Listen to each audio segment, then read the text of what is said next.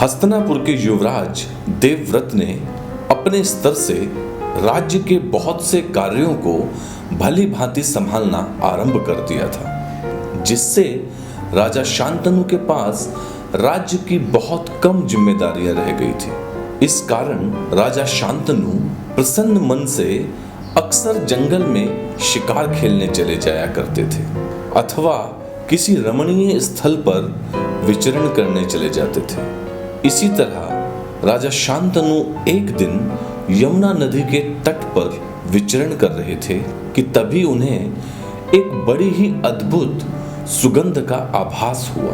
वह सुगंध राजा शांतनु के मन को इतनी भा गई थी कि वह अपने चारों तरफ उस वस्तु की खोज करने लगे थे जिससे वह दुर्लभ सुगंध आ रही थी। इस तरह राजा शांतनु उस सुगंध के बारे में पता करते हुए यमुना नदी के किनारे रहने वाले निषादों के यहाँ पहुंच गए थे। वहां जाकर जब राजा शांतनु को यह पता चला कि यह सुगंध निषाद राज की कन्या सत्यवती के बदन से आती है, तो यह सुनकर राजा शांतनु बड़े ही आश्चर्य में पड़ गए थे और उनके मन में उस सत्यवती को देखने की इच्छा प्रबल हो गई थी जिसके बदन से ऐसी दुर्लभ सुगंध आती है। जो राजा शांतनु सत्यवती के बदन से आने वाली उस सुगंध से ही मोहित हो चुके थे, उन्होंने जब निषाद राज की रूपवती कन्या सत्यवती को देखा तो वह उसे देखते ही रह गए थे और उनके मन में सत्यवती को अपनी रानी बनाने की इच्छा जाग उठी थी। इसलिए राजा शांतनु ने निषाद राज के पास जाकर कहा कि मैं तुम्हारी कन्या सत्यवती से विवाह करना चाहता हूँ। राजा शांतनु की यह बात सुनकर निषाद राज ने उनसे कहा कि यदि आप मेरी पुत्री सत्यवती के पुत्र को अपना उत्तराधिकारी बनाने का वचन देंगे तो ही मैं सत्यवती का विवाह आपसे करा सकता हूँ। राजा शांतनु अपने पुत्र देवव्रत से बहुत प्रेम करते थे और साथ ही वह यह भी जानते थे कि उनका कोई भी भावी पुत्र देवव्रत के समान उत्तराधिकारी के योग्य नहीं हो सकता। इस कारण उन्होंने निषाद राज की वह शर्त नहीं मानी थी और वापस अपनी राजधानी हस्तिनापुर चले आए थे। परंतु वह सत्यवती और सत्यवती के बदन की उस दुर्लभ सुगंध को अपने दिल से नहीं निकाल पा रहे थे, जिसके कारण उनके जीवन में एक बार फिर से उदासी छा गई थी। निषाद राज की वह कन्या सत्यवती एक मत्स्य कन्या थी। उसका जन्म एक मछली के गर्भ से हुआ था। मछली के गर्भ से उत्पन्न होने के कारण सत्यवती के बदन से मछली की दुर्गंध आती थी, इसलिए वह उस समय मत्स्य गंधा के नाम से जानी जाती थी। उस समय लोग उसके बदन से आने वाली दुर्गंध के कारण उसके पास नहीं जाया करते थे। इस कारण मत्स्य गंधा अपने उन निषादों के समाज में भी अलग थलग पड़ गई थी। अपने बदन से आने वाली उस दुर्गंध के कारण मत्स्य गंधा को भी बड़ी लज्जा आती थी। लोगों से दूर एकाकी जीवन जीने वाली मत्स्य गंधा अपना समय व्यतीत करने के लिए यमुना नदी में नाव चलाकर यात्रियों को एक पार से दूसरी पार ले जाने का कार्य किया करती थी। परंतु उसके बदन से आने वाली दुर्गंध के कारण बहुत कम यात्री ही उसकी नाव पर सवार होते थे। एक दिन सूर्यास्त के समय मत्स्य गंधा अपनी नाव को बांधकर अपने घर वापस जाने वाली ही थी, तभी महर्षि पराशर वहां आ गए। उन्हें यमुना नदी के पार जाना था, तो उन्होंने मत्स्य गंधा से नदी पार कराने के लिए कहा। मत्स्य गंधा सूर्यास्त हो जाने के बाद भी महर्षि पराशर को नाव में बिठाकर उन्हें यमुना पार छोड़ने के लिए चल पड़ी। मत्स्य गंधा की नाव अभी यमुना नदी के बीच में ही पहुंची थी कि तभी तेज हवाओं के साथ भीषण वर्षा होने लगी थी, जिससे मत्स्यगंधा की नाव डगमगाने लगी थी। इसलिए मत्स्यगंधा ने अपनी नाव को यमुना नदी के बीच में एक छोटे से टापू पर रोक दिया था। सूर्यास्त हो चुका था, इस कारण चारों तरफ अंधेरा छा चुका था। तभी वर्षा के पानी से भीगे हुए महर्षि पराशर के मन में काम वासना जाग उठी थी। तो महर्षि पराशर ने मत्स्यगंधा से कहा कि मैं तुम्हारे साथ समागम करना चाहता हूँ। महर्षि की यह बात सुनकर मत्स्यगंधा ने कहा कि मेरे बदन से तो मछली की दुर्गंध आती है मुनिवर। तो महर्षि पराशर ने कहा कि मैं अपने तपोबल से तुम्हारे बदन की इस दुर्गंध को समाप्त कर दूंगा और इसे गंध युक्त बना दूंगा। यह बात सुनकर मत्स्यगंधा उनके साथ समागम करने के लिए राजी हो गई थी। मत्स्यगंधा के राजी हो जाने के बाद महर्षि पराशर ने अपने कमंडल के जल को हाथ में लेकर उसे मंत्र से अभिमंत्रित कर मत्स्यगंधा के ऊपर डाला, तो उसके बदन की दुर्गंध समाप्त हो गई थी और उसके स्थान पर उसके बदन से मन को मोह लेने वाली सुगंध आने लगी थी। मत्स्यगंधा के बदन की वह सुगंध 1 योजन तक फैल गई थी। इस कारण ही उसे मत्स्यगंधा के स्थान पर योजनगंधा कहा जाने लगा था। मत्स्यगंधा को योजनगंधा बना देने के बाद महर्षि पराशर ने उसके साथ समागम किया था, जिससे उसी समय योजनगंधा के गर्भ से एक पुत्र का जन्म हुआ था। योजनगंधा का वह पुत्र जन्म लेने के कुछ समय बाद ही 12 वर्ष का हो गया था। उस बालक को जन्म से ही वेदों का संपूर्ण ज्ञान था और सत्यवती का यही पुत्र आगे चल के महर्षि वेदव्यास के नाम से प्रसिद्ध हुआ। इन्हीं महर्षि वेदव्यास जी ने इस महाभारत ग्रंथ की रचना की थी। सत्यवती को मत्स्यगंधा से योजनगंधा बनाकर महर्षि पराशर ने उसके साथ समागम करके वेदव्यास जैसा तेजस्वी पुत्र उत्पन्न किया था। उसके बाद महर्षि पराशर ने अपने तपोबल से सत्यवती को पुनः कन्या भाव प्रदान कर दिया था। इसी योजनगंधा सत्यवती पर मोहित हुए हस्तिनापुर के राजा शांतनु उसकी याद में बहुत परेशान रहने लगे थे। एक दिन देवव्रत ने जब अपने पिता के चेहरे पर परेशानी के यह भाव देखे, तो उन्होंने अपने पिता से उनकी इस परेशानी का कारण पूछा था। तब राजा शांतनु ने देवव्रत से कहा था कि तुम मेरे एक ही पुत्र हो, कहीं तुम पर कोई विपत्ति आ गई तो हमारे वंश का क्या होगा।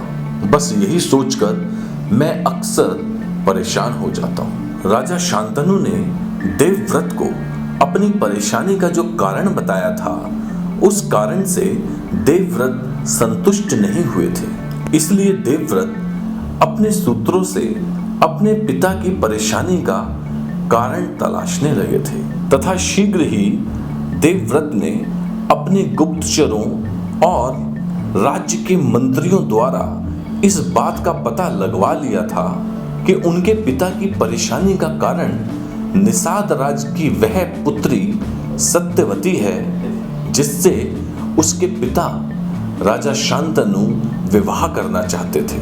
जब देवव्रत को यह भी पता चला कि निषाद राज ने उनके पिता के सामने यह शर्त रखी थी कि यदि वह सत्यवती के पुत्र को अपना उत्तराधिकारी बनाएंगे तो ही उनकी पुत्री सत्यवती का विवाह राजा शांतनु से हो सकता है। इसलिए देवव्रत स्वयं निषाद राज से मिलने के लिए गए थे और उन्होंने निषाद राज को यह समझाने की कोशिश की थी कि एक निषाद राज को इस बात से संतुष्टि क्यों नहीं है कि यदि उसकी पुत्री का विवाह राजा शांतनु से हो जाएगा तो उसकी पुत्री हस्तिनापुर की रानी बन जाएगी। निषाद राज ने देवव्रत की यह बात सुनकर उनसे कहा कि सत्यवती जिस राजा की पुत्री है वह आप लोगों के ही बराबर है, और उन्होंने भी मुझे यही संदेश बार बार भेजा है कि मेरी पुत्री का विवाह राजा शांतनु के साथ ही करना।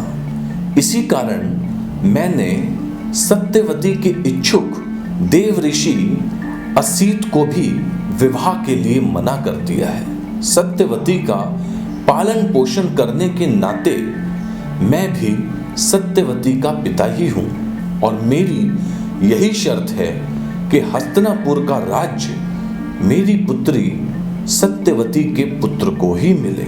निषाद राज की यह बात सुनकर देवव्रत उनसे कहते हैं कि मैं शपथ लेकर तुम्हें यह विश्वास दिलाता हूं कि सत्यवती के गर्भ से उत्पन्न हुआ पुत्र ही हस्तिनापुर का राजा होगा। देवव्रत की यह बात सुनकर निषाद राज उनसे कहते हैं कि मुझे आप पर पूरा विश्वास है, परंतु भविष्य में आपके पुत्र सत्यवती के पुत्र से राज्य छीन भी तो सकते हैं। निषाद राज की यह बात सुनकर देवव्रत बड़े ही दुविधा में पड़ गए थे। उनकी समझ में यह नहीं आ रहा था कि वह निषाद राज को आखिर विश्वास कैसे दिलाएं। इसलिए उन्होंने अपने पिता की प्रसन्नता के लिए निषाद राज के सामने सभी देवताओं को साक्षी मानकर यह प्रतिज्ञा कर ली थी कि वह कभी भी विवाह नहीं करेंगे और आजीवन ब्रह्मचर्य धर्म का पालन करेंगे। तब देवताओं ने देवव्रत की यह दुष्कर प्रतिज्ञा सुनकर यह कहा था कि ऐसी भीष्म प्रतिज्ञा करने के कारण देवव्रत का नाम भीष्म होना चाहिए। तभी से देवव्रत को भीष्म के नाम से पुकारा जाने लगा था। भीष्म की यह प्रतिज्ञा सुनने के बाद निषाद राज बहुत संतुष्ट हो गए थे, और तब भीष्म सत्यवती को अपने साथ लेकर हस्तिनापुर चले आए थे और सत्यवती को अपने पिता राजा शांतनु को सौंप दिया था। राजा शांतनु अपने लिए अपने पुत्र का यह त्याग देखकर बड़े ही प्रसन्न हुए थे, इसलिए उन्होंने अपने पुत्र को यह वरदान दिया था कि वह जब तक जीना चाहेगा तब तक मृत्यु भी उसका बाल भी बांका नहीं कर पाएगी। मृत्यु उससे पूछकर ही उस पर अपना प्रभाव डाल पाएगी। हस्तिनापुर की रानी बनने के बाद सत्यवती ने 2 पुत्रों चित्रांगद और विचित्रवीर्य को जन्म दिया था। ये दोनों ही राजकुमार बड़े ही होनहार और पराक्रमी थे। सत्यवती के ज्येष्ठ पुत्र चित्रांगद ने अभी युवा अवस्था में प्रवेश भी नहीं किया था कि तभी राजा शांतनु स्वर्गवासी हो गए थे। तब भीष्म ने रानी सत्यवती की सम्मति से उनके ज्येष्ठ पुत्र चित्रांगद को राज्य गद्दी पर बैठा दिया था। चित्रांगद बड़ा ही पराक्रमी था, इसलिए उसने अपनी उसी अवस्था में कई राजाओं को पराजित कर उनके राज्य पर अधिकार कर लिया था। इसी चित्रांगद नाम का एक गंधर्वों का भी राजा था। उसने जब यह देखा कि हस्तिनापुर का राजा चित्रांगद अपने बल और पराक्रम से देवता, मनुष्यों और असुरों को नीचा दिखा रहा है, तो उसने क्रोध में आकर हस्तिनापुर राज्य पर चढ़ाई कर दी थी। तब 3 वर्ष तक हस्तिनापुर के राजा चित्रांगद और गंधर्व राज चित्रांगद के बीच कुरुक्षेत्र के मैदान में युद्ध चला था। गंधर्व राज चित्रांगद एक पराक्रमी योद्धा होने के साथ साथ बड़ा ही मायावी भी था। इसी कारण उसके हाथों से हस्तिनापुर के राजा चित्रांगद की मृत्यु हो गई थी। चित्रांगद की मृत्यु के बाद सत्यवती के छोटे पुत्र विचित्रवीर्य का हस्तिनापुर की राज्य गद्दी पर अभिषेक किया गया था। विचित्रवीर्य भी अभी युवा नहीं हुए थे। वह भी बालक ही थे। इसलिए सत्यवती ने भीष्म को उनका रक्षक बना दिया था। विचित्रवीर बड़ा ही आज्ञाकारी बालक था, इसलिए वह भीष्म की आज्ञा अनुसार अपने राज्य का सफलतापूर्वक शासन करने लगा था। कुछ समय बाद जब विचित्रवीर युवा हुए तो भीष्म और सत्यवती उनके विवाह के बारे में बातें करने लगे थे। तभी भीष्म को यह समाचार मिला था कि काशी नरेश अपनी तीनों कन्याओं का स्वयंवर कर रहे हैं। तब भीष्म अपनी माता सत्यवती से आज्ञा लेकर अकेले ही उस स्वयंवर में चले गए थे। काशी नरेश की पुत्रियों के स्वयंवर में अकेले चले जाना भीष्म की बहुत बड़ी भूल थी, क्योंकि उनकी उम्र बहुत हो चुकी थी और साथ ही उन्होंने आजीवन ब्रह्मचर्य धर्म का पालन करने की प्रतिज्ञा भी की हुई थी। इस कारण उस स्वयंवर में उपस्थित सभी राजा उन पर हंसने लगे थे, जिसके कारण भीष्म को बड़ा ही क्रोध आ गया था। इसलिए उन्होंने काशी नरेश की तीनों पुत्रियों को बलपूर्वक अपने रथ पर बैठा लिया था और वहां उपस्थित सभी राजाओं से यह कहा था कि मैं अपने भाई विचित्रवीर के लिए काशी नरेश की एक पुत्री का हाथ मांगने आया था, लेकिन तुमने मेरा उपहास किया है, इसलिए मैं काशी नरेश की तीनों पुत्रियों का बलपूर्वक हरण कर रहा हूं। तुम सभी राजा मिलकर या तो मुझे जीत लो या हार कर भाग जाओ यहां से। भीष्म की यह चुनौती सुनकर सभी राजाओं ने मिलकर अपनी सेना के साथ अकेले भीष्म पर धावा बोल दिया था, परंतु भीष्म ने अकेले ही सभी राजाओं को उनकी सेना सहित परास्त कर दिया था और काशी नरेश की तीनों पुत्रियों का हरण करके हस्तिनापुर वापस चले आए थे। हस्तिनापुर आकर भीष्म ने काशी नरेश की उन तीनों पुत्रियों अंबा, अंबिका और अंबालिका को अपने भाई विचित्रवीर्य को समर्पित कर दिया था। परंतु उस समय काशी नरेश की बड़ी पुत्री अंबा ने भीष्म से यह कहा था कि मैं पहले से ही मन राजा शाल्व को अपना पति मान चुकी हूँ और इसमें मेरे पिता की भी सहमति थी, इसलिए आप मेरे साथ धर्म के अनुसार न्याय कीजिए। अंबा की यह बात सुनकर भीष्म ने सत्यवती और ब्राह्मणों से विचार विमर्श किया और फिर अंबा को उसकी इच्छा अनुसार जाने की अनुमति दी थी। अंबा के जाने के बाद अंबिका और अंबालिका का विवाह राजा विचित्रवीर्य के साथ कर दिया गया था।